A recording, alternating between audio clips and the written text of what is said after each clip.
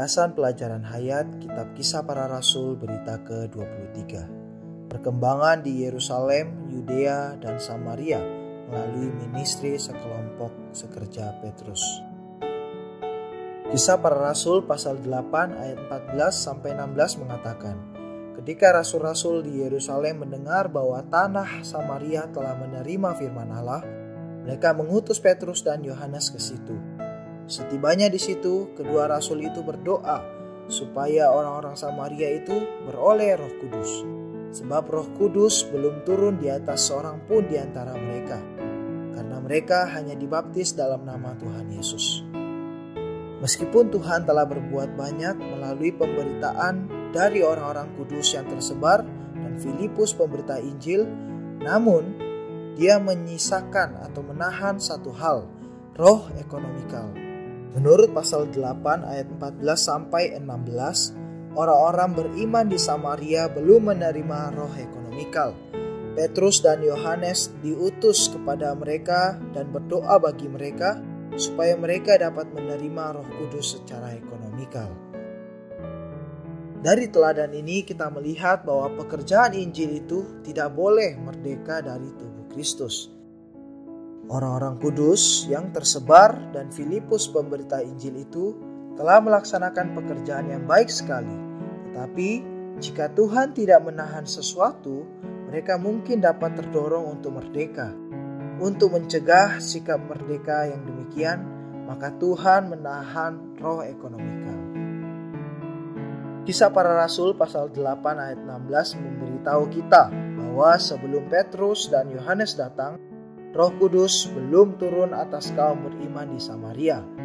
Roh Kudus tidak turun ke atas mereka secara luaran dan secara ekonomikal, karena perlu menanti kedatangan para rasul untuk membawa mereka masuk ke dalam kesatuan dengan tubuh Kristus.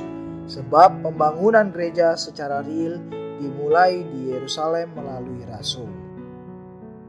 Kita perlu belajar dari teladan yang disajikan di sini, agar tidak merdeka terhadap tubuh dalam pekerjaan Injil kita. Situasi di antara kebanyakan orang beriman pada hari ini sangat berbeda dengan yang ada dalam Kisah Para Rasul pasal 8. Seringkali pekerja-pekerja Kristen memiliki sikap bahwa mereka bersyarat melakukan segala sesuatu. Kelihatannya pada hari ini membuka apa yang disebut gereja itu semudah membuka sebuah rumah makan. Situasi demikian sangat tercela. Ketika orang-orang yang bermigrasi itu pergi dari Yerusalem dalam Kisah Para Rasul pasal 8, mereka tidak mendirikan gereja-gereja mereka sendiri. Sebaliknya, mereka mengembangkan tubuh Kristus. Pekerjaan yang dilakukan di Samaria itu perlu diperkuat oleh para rasul. Dari hal ini kita melihat bahwa pekerjaan yang dilakukan di Samaria itu bukan suatu pekerjaan yang merdeka, bukan pekerjaan yang terpisah. Tetapi apa yang dihasilkan di Samaria itu benar-benar merupakan perkembangan tubuh Kristus. Kisah Para Rasul pasal 8 ayat 16 mengatakan bahwa sebelum rasul-rasul itu datang ke Samaria, kaum beriman di sana hanya dibaptis ke dalam nama Tuhan Yesus. Perhatikan bahwa ayat ini tidak mengatakan di dalam nama. Ayat ini mengatakan ke dalam nama. Dibaptis ke dalam nama Tuhan Yesus berarti dibaptis ke dalam persona Tuhan, disatukan dengan Kristus yang tersalib, bangkit, dan naik ke surga, memiliki kesatuan yang organik dengan Tuhan yang hidup. Kisah Para Rasul pasal 8 ayat 17 mengatakan, kemudian keduanya menumpangkan tangan di atas mereka, lalu mereka menerima Roh Kudus. Petrus dan Yohanes diutus ke Samaria bukan hanya untuk memperkuat pemberitaan Injil Filipus, tetapi juga untuk membawa gereja di Samaria ke dalam kesatuan dengan tubuh Kristus melalui penumpangan tangan mereka. Mengenai Petrus dan Yohanes, Kisah Para Rasul pasal 8 ayat ke-25 mengatakan, setelah keduanya bersaksi dan memberitakan firman Tuhan, kembalilah mereka ke Yerusalem. Dan dalam perjalanannya itu, mereka memberitakan Injil dalam banyak desa di Samaria. Mempersaksikan firman Tuhan adalah bersaksi berdasarkan pengalaman pribadi terhadap Tuhan.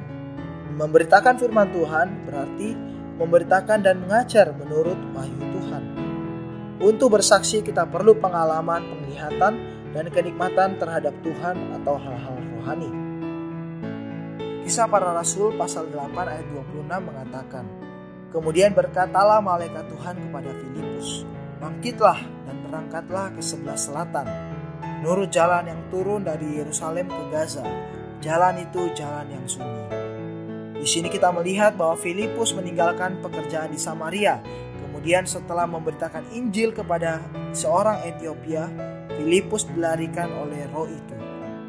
Dalam hal Filipus meninggalkan pekerjaan di Samaria, kita melihat satu teladan dengan satu prinsip penting.